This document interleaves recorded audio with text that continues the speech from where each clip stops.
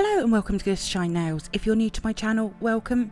I know it's very late and should have gone out in the month of April, but in this video I'll be sharing with you my monthly mani birthstone tutorial for the month of April, and that was diamonds.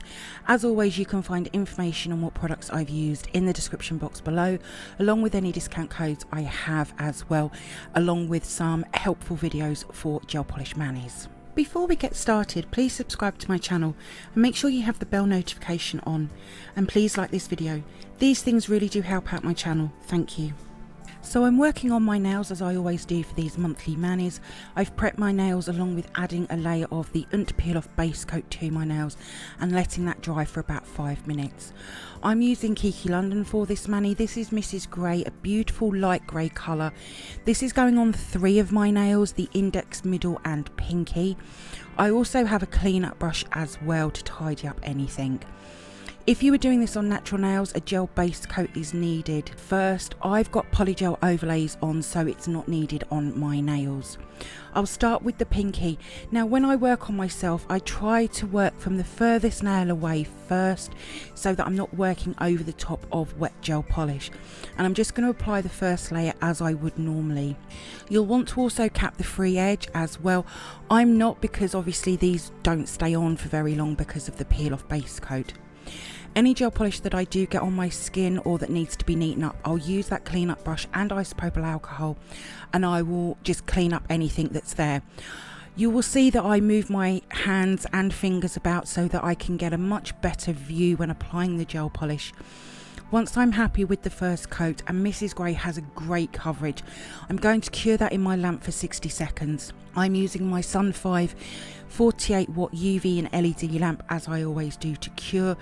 You can cure for 30 seconds, I just prefer to do 60. Now that they are cured, I'm going in with the second coat and just repeating the same again.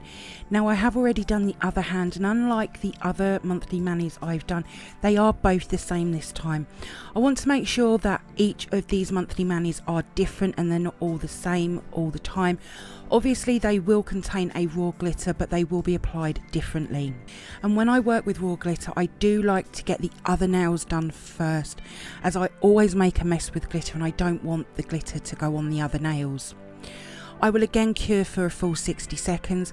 Now with capping the free edge with colour, I do personally cap only one of the layers just because you can lose the shape of the nails.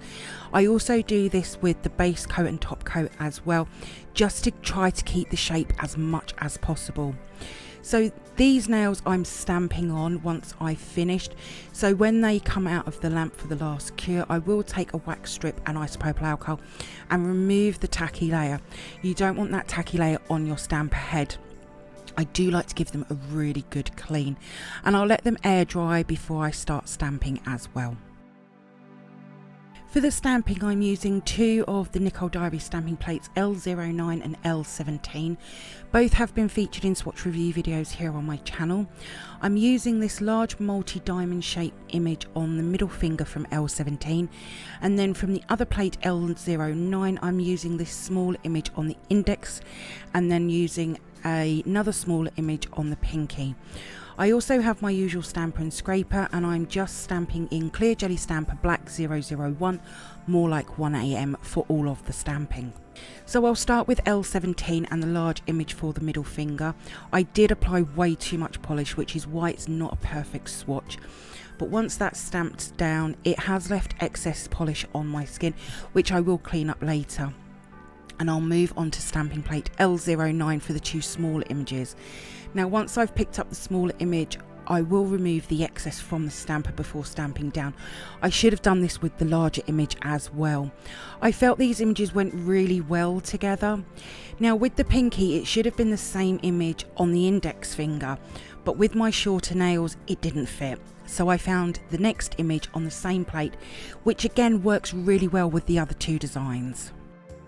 Now that I've finished stamping, I'll take the clear jelly stamper cleanup brush and some acetone to remove the excess.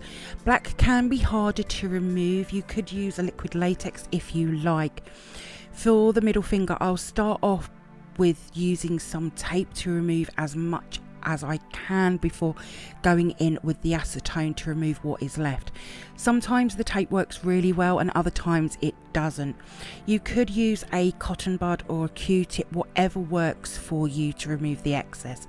And as I said, I should have removed more stamping before I stamped down. So I'll finish off removing the excess with the brush. I do take more time cleaning up black because it can leave your skin with slightly darker areas, but it doesn't take long to remove the excess. So because I'm filling in some of the areas, I want to protect the stamping. So using the No Wipe High Shine top coat from Kiki London, I'm going to apply a coat to the 3 nails. I do one nail, flash cure for 10 seconds, move on to the next nail, repeat, and then do one final 60-second cure at the end. I'm applying the top coat because I know I'll make a mistake with filling in, so just to be on the safe side. However, if you felt confident that you won't, then you could easily miss this step out. I will clean up any that hits the skin before curing in my lamp. You'll need to watch out for separation because this can sometimes happen when top coating stamping, which is why I do the flash curing.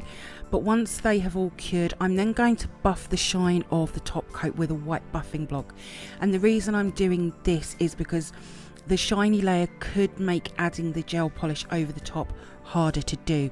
So I like to do this just so the gel polish has something rough to apply to. Once I've done this to the 3 nails, I will then clean them up with a wax strip and isopropyl alcohol before adding the next gel polish into the diamond shapes.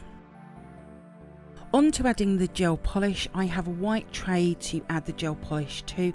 I also have the Kiki London gel polish diamonds as well. This is a holographic glitter gel polish in a clear base. I also have my silicone tool and a fine detailer brush as well. With the diamonds gel polish, I'm going to add some of this to the white tray for easier application, and I'll be using the leftover on the other 2 nails yet to be done so it won't go to waste. With the silicone tool, I'm going to add some of the diamonds to the open diamond shape on the index finger. You could use the brush, but because it being a larger area, the silicone tool fills it much quicker. Now I'm not going to the sides, I want to leave a small gap between the gel polish ending and the black stamping polish starting. This is creating a 3D gem style of nail, something I don't think I've done here on my channel before. Once I'm happy with how it all looks, I am going very slow and gentle as well. I'll give that a full cure in my lamp. Now because I want it a little bit more concentrated, I am going in with a small second layer just to build up the coverage, and then I'll give that a cure again for another 60 seconds. Moving on to the pinky finger, I've switched to the detailer brush, and with this nail I'm going to add the diamonds gel polish in the same way to the diamond shape, but with this nail I will leave a black outline of the stamping so I won't go right to the edge. The pinky and the index are probably my favourite nails from this set, and I will do a second layer off camera and then move on to the middle finger. Now with this nail I'm just picking random diamond shapes to fill in with the diamond gel polish. I've added them 2 different shapes on the nails, on the middle fingers, which I will show at the end, but again I'm just adding the 2 small layers to build up the coverage. Now you can, because I've added the top coat, if I make a mistake I can clean up and tidy up anything if I need to. So they are now all finished, and I've put the tray with the rest of the diamonds gel polish to one side for later. For these 3 nails I'm going to top coat using the Kiki London No Wipe rubber top coat. This one is my glitter one, and I've added a top coat layer to the side just to remind me. Now I want to show how the glitter gem looks from the side, and even though it's 2 layers it's not super high, which is good. So I'm just going to do one top coat nail on camera. So I'll add a floaty layer because I want to make sure that I'm making it all one level but also covering the gem as well. I will, once I'm happy, flash cure and then go on to the next nail and repeat, and then do a final cure at the end. I will turn my hand upside down and let gravity help with the top coat. I find it helps bring the top coat level and can create an apex as well. I will watch also for any of the top coat going onto my skin, and I'll clean up before curing. Now I will say that I can still feel the 3D gem over the top. So you could go in with a second layer, but I like the feel. It reminds me that it's a 3D gem nail and not just a regular gel nail.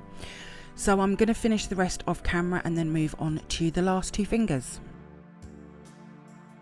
So as always for these monthly Birthstone Mani, I'm using Smiley's Glitter Store Birthstone range glitter. This is the April one called Diamond. It captures the light so well. There is no effects, this is just the glitter under my lamp. So this glitter mix is a mix of small hexes along with some diamond shapes as well. It's such an unusual mix.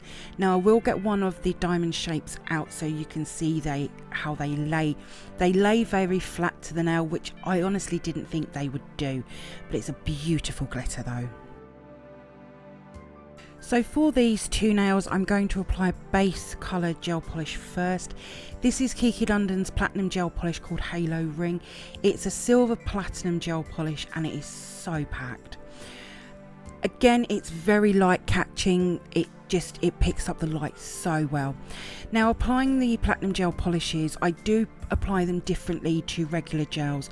I will apply it slightly thicker too.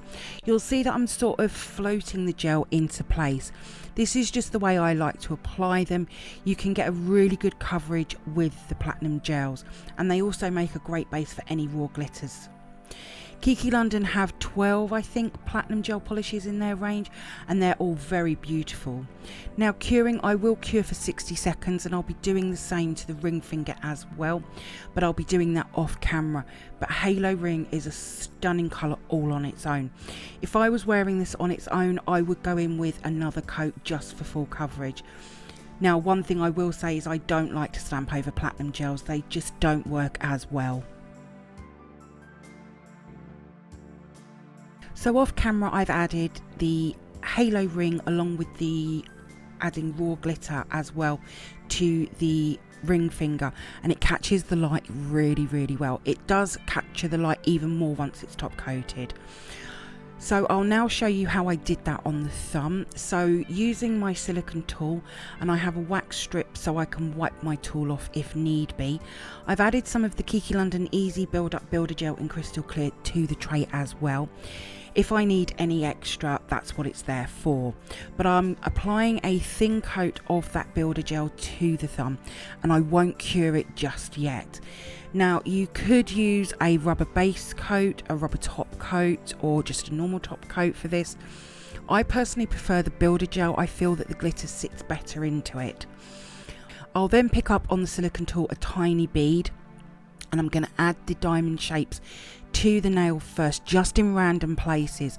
I will keep them away from the side walls and the cuticle area, mainly to have them in the middle of the nail. It's much easier this way, so when I come to cap them, that they're not all sticking out on the side of the nail. Once I've added all the diamond shapes, I'm then going to pick up some of the small mixed size hex shapes and add them around the diamond shapes, filling in the rest of the nail. Now I'm not going for a full coverage now, just random placements, and that's so that the base colour can still come through. Now once I'm happy, I will give that a cure in my lamp for 90 seconds, longer this time because I want to make sure the builder gel is cured under the glitter, but it is a really very blingy nail. So now that's cured, I'm going to use the rest of the diamond gel polish and I'm going to run this through the nail.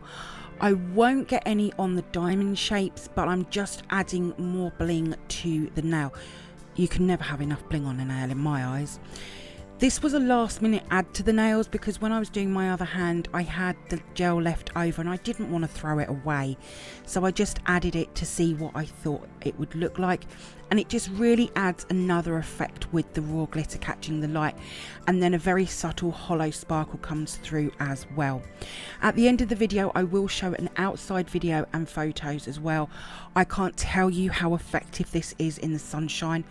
And I will cure this gel polish for another 60 seconds and then we'll go on to top coating the last nails.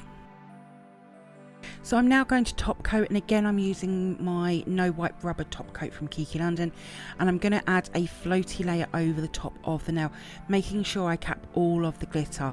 I will also again turn my hand upside down to let the top coat go over the glitter. Now you could go in with a thin layer of the Easy Build Up Builder Gel in Crystal Clear and apply a layer of that, cure it, file it, and then shape, and then add a top coat as normal. I wanted to do something different. If you want to see me do that, then have a look at my other monthly manis. I know that I did that in my January video. Also, you could go in with 2 layers of a regular no wipe top coat as well, but I do like the rubber system for capping glitter, and it's super shiny as well. I was trying to think if this mani would work in any other colour combos, and I think it would. It would just be finding the right colours to use. A dark and light blue would work really well, as in the light blue instead of the grey, and the dark blue as the raw glitter, and then stamp in a dark blue as well. That would look stunning. But the grey, black and silver is a classic colour combo. This mani would look great for any party type event. Now I will cure the top coat for the last time for 60 seconds, and then this is the mani complete. Let me know in the comments what you think about it. I'd love to hear your thoughts. So I went outside with these nails and they were like, pow wow. So this is in my garden, full sunlight, and at some points my camera just cannot cope with all that bling, but they really do capture the light so well. On one of the pictures I took inside under my lamp, I got a rainbow in the corner from my ring finger, which I've never had happen before. I'll also include some inside pictures as well, and I'll add all of these to my Instagram page as well, including the outside video as an IGTV video. I've really enjoyed creating this mani. Again, something different but very easy to create as well. Next month's mani is going to be May, so I've got to get planning for that now. My mani will be over on my Instagram page in the next few days, along with what products I've used. There is a link in the description box below. If you do come over and see my posts and you like them, please give them a like as well. I'd be really grateful. Thank you for viewing my April Birthstone Diamond mani tutorial. I hope that you've enjoyed it. If you did, then please give it a thumbs up. I would really appreciate it. Comment below. I love to hear from you. Hit that subscribe button and share. Also, don't forget to come over and follow me on my Instagram page at glittershinenails. So until next time, thanks for watching and bye.